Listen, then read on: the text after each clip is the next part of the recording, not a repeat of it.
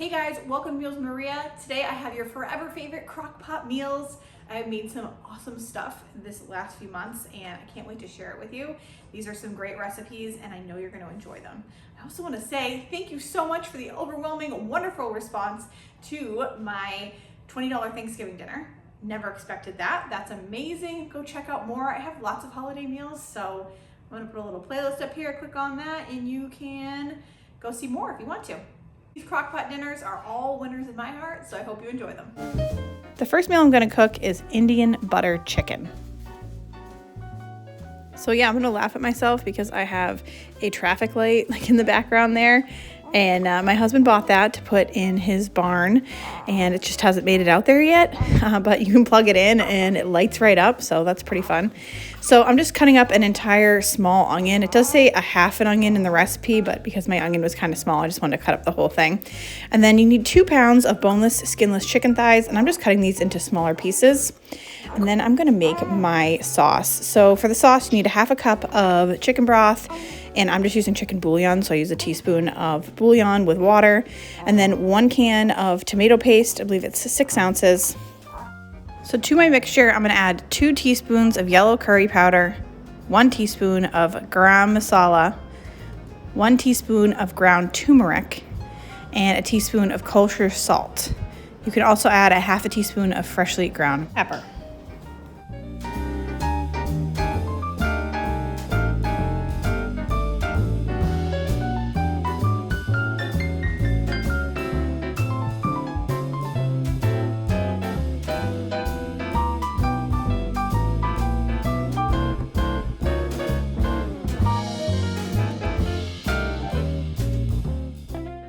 Now I'm going to add my chicken and onion to my slow cooker. I'm going to grate in 1 tablespoon of fresh ginger and add 3 cloves of minced garlic. To that, I'm going to add my sauce in and mix everything up. I'm going to cook this on low for 4 hours.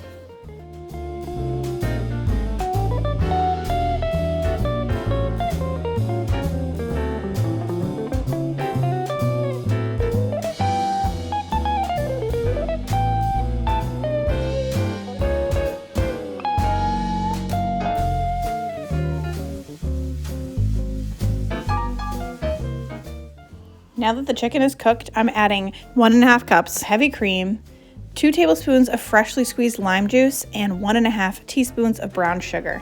Mix that up well and serve it over basmati rice. This dish is absolutely out of this world delicious.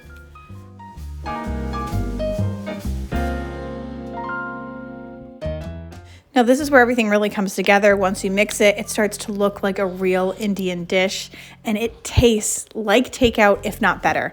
This is better than some restaurants that I've eaten at. Now I know I'm not Indian, so I don't know all of the exact flavors and if it's right. And I also don't know why it's called butter chicken because there was no butter in it, but it's absolutely fantastic. My kids loved it. It tastes so good over rice and we had plenty of leftovers. Next up is a slow cooker chili. I'm always up for trying new chili recipes. I feel like I've tried a bunch on my channel and no 2 chilies really taste alike. So you want to start by browning about 1 pound of ground beef. Now I absolutely love this meat masher. It just makes it so easy to cook ground beef or ground sausage. I always link pretty much everything you see in the video down below in the description box under affiliate links if you want to buy anything. Now to my cooked ground beef, I'm adding a finely chopped yellow onion. I missed grabbing this on camera, but I also added 3 cloves of finely minced garlic, 2 tablespoons of chili powder, 2.5 teaspoons of cumin, 2 teaspoons of paprika, and 2 teaspoons of unsweetened cocoa powder. Once everything is well mixed and cooked, you want to add this to your slow cooker along with 2 cans of diced tomatoes. The recipe calls for diced tomatoes with green chilies. I didn't have that, so no green chilies for me, but it still tasted delicious either way. Kind of go with what you have, right? And then I needed 3 8-ounce cans of tomato sauce, so I had a 24-ounce can, added that right in.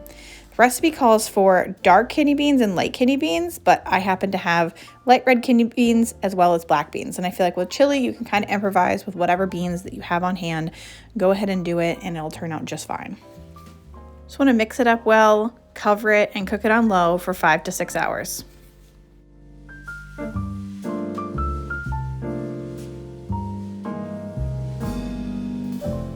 This chili turned out phenomenal. You can serve it with shredded cheese, jalapenos, sour cream, cilantro, whatever you have really. And it's also a great make-ahead meal if you're trying to do something on a weekend to get ready for the week. Chili is an awesome, healthy meal for lunches.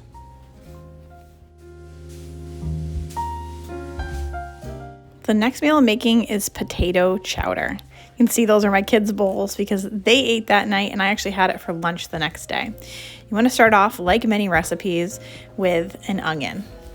For this recipe, you just need 1/3 of a cup, so not that much. And then you're also going to need 8 cups of potatoes. If you have children old enough to use a peeler, I recommend you get them on this ASAP.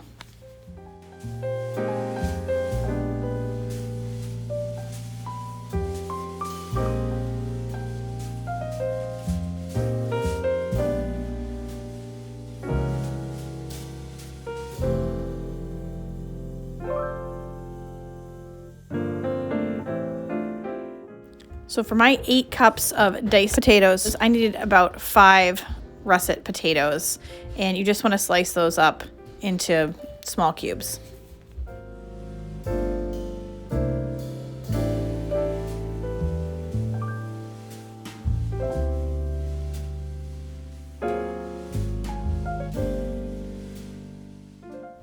Add your onion, your potatoes. Then add 3 cans of chicken broth or the equivalent in chicken bouillon, which you can see that I am doing. I often use chicken bouillon because it's easy to keep on hand and it's a lot less expensive to kind of keep in your pantry. And then you want to add 1 can of condensed cream of chicken soup. You're not going to add anything to this, so this is an undiluted can. Then you want to cook this on low for 8 to 10 hours. Once your soup is cooked, you're going to want to add 8 ounces of cream cheese. Now, I didn't read the directions and I went and put the entire block of cream cheese in, and then I had to stir it around a bunch and break it up, and it was kind of an issue, but it turned out great. Like, the soup is still delicious, so all the components are there. It's just going to be a lot easier if you cut your cream cheese up into little squares. It will go through the soup a lot easier, it'll mix up easier, and you won't have the same issues that I did.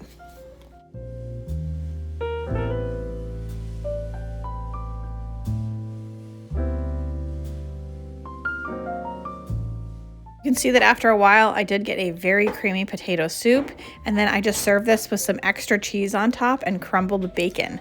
The kids loved it. We loved it. It's such a nice, fun thing to have in the fall. Now, I was looking at my analytics and I see that 80% watching this video are not subscribed. So I recommend that you subscribe so you don't miss any of my upcoming videos. I know you keep clicking. It's time to subscribe. Also, make sure to give it that thumbs up, and I'll see you all very soon. If you want another Crock-Pot video, click right here. I've been waiting all my life for someone like you, like you.